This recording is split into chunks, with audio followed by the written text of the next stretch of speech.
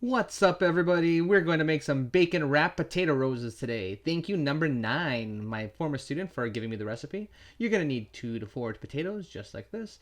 I'm going to pre-wash them, just to make them a little bit clean. Of course, you're going to have your choice of bacon. We're going to need a few strips, and I'm going to just be using some salt to season, and we need 2 tablespoons of olive oil, and we'll save that for later.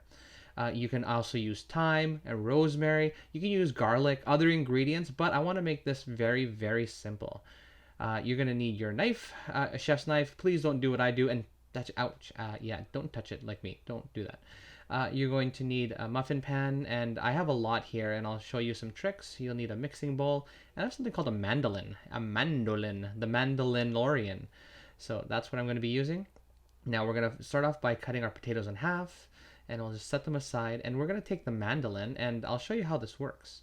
You're going to take the potato and you're going to go back and forth along the blade edge, and it's going to give you a nice cut, about 3 to 5 millimeters, just like the size of a potato chip. See, take a look. Thin, but not too thin. And that's what we're going to do, and just going to repeat. Slice, slice, slice, and go back. Now, when it gets really close to the end, it's not worth it to slice off your fingers. So even if you have to leave a lot left like that, it is not worth it to keep going to the edge. So just toss it, keep your fingers, because a cut finger is bad. Okay, now clean up your station, collect all your potato slices, put them away. Now, if you don't have a mandolin, that's all right. What I would do is cut one side of the potato so that it lays flat, just like this. And from that half, and you're going to make thin slices, well, as thin as you can. Again, 3 to 5 millimeters. You don't have to go too fast. Take your time just to be safe. Clear your work area. And now we're going to add some of the seasoning. This is going to be 2 teaspoons of salt, and make sure you just add it in there. We're going to mix it up in a second, and let's add our 2 tablespoons of olive oil. And this is going to make sure that it gives it seasoning, but also that it doesn't burn in the process of being baked. So just get it all in there, try to get as much as you can. And you can use tongs or something to mix it, but I like using my hands. Let's get right on in there, separate those potato slices, and make sure that everything's coated with salt and olive oil, just so it's all gonna get an even bake. So once you finish the mixing and making sure that everything's even, you're gonna get your bacon out. Who doesn't love bacon? Well, I know a few people, but I love bacon.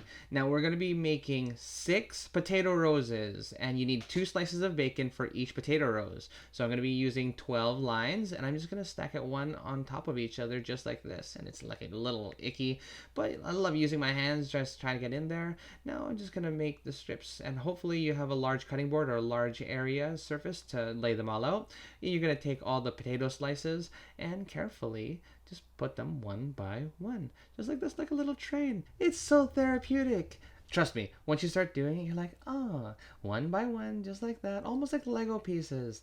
Baking's so fun. I just love this. And there we go. This is probably about 3 hours later. I probably took a nap in between, and I just wanted to make sure that I'm kidding, I didn't take a nap. Who can wait for all this? Once you're finished laying out all the potato slices, you're gonna start rolling it up. Okay, that first roll is a little bit critical. You don't want to be too big on it, so you want to make sure you get it a little tight, and then you're just gonna follow suit, and you're gonna roll it, roll it, roll it, nice and slow. Don't worry about going too fast. You've got lots of time. In the halfway through rolling it up, you're gonna see the other side of the bacon, so just make sure that you cover it.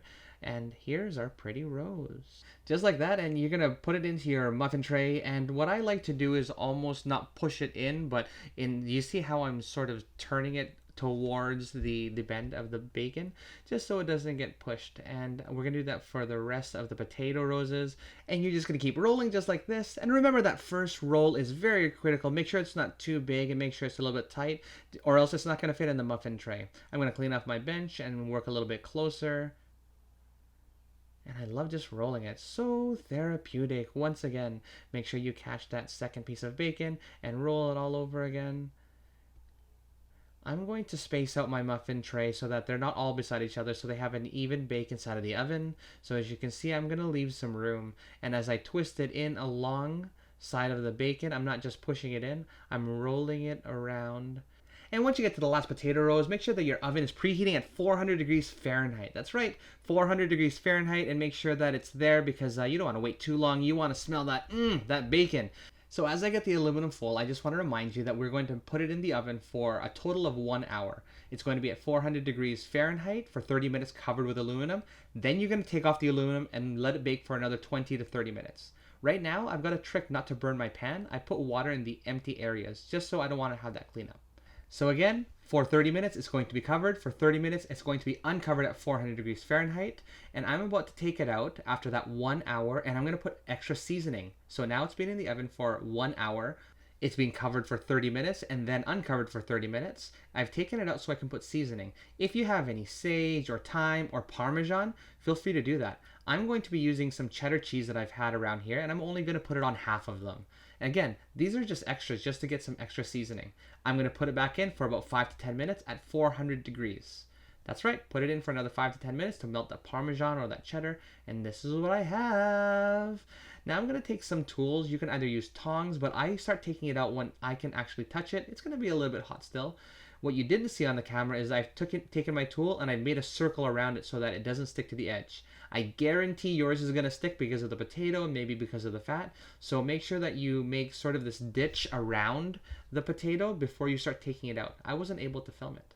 And take a look at that. Woo! Yes! Mmm! So good. Now, have a bite. Look at that. Crispy, juicy, ooh, bacony, cheddary, all that. Enjoy!